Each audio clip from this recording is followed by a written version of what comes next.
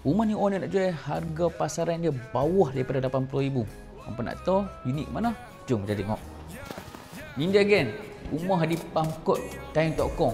Rumah ni berkeluasan 700 square feet. Okey, ada 3 bilik, 1+1 toilet. Rumah masih basic unit. Okey, ni bilik yang pertama, dia dekat sini. Okey, just nice, boleh masuk double bed. Alright.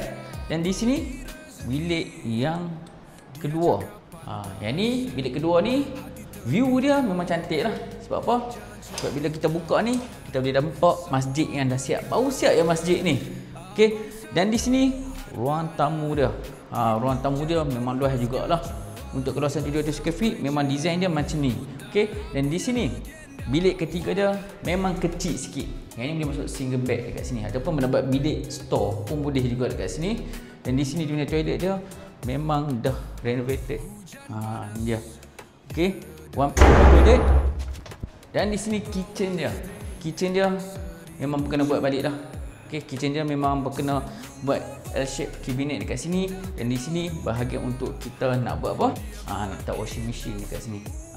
Di sini ruang dia kita letak washing machine, nak letak dryer pun boleh. Macam aku kata, view memang cantik.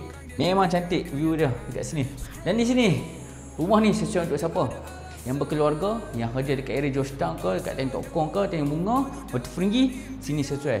Unit Pangkot ni harga, sebab tu kata harga dia tak masuk akal. Value dia 350, tapi orang nak dia bawah daripada tu. Harga 250 je geng. Murah tak murah? Jadi apa lagi? Contact Abang Sado. Halo sampai jadi.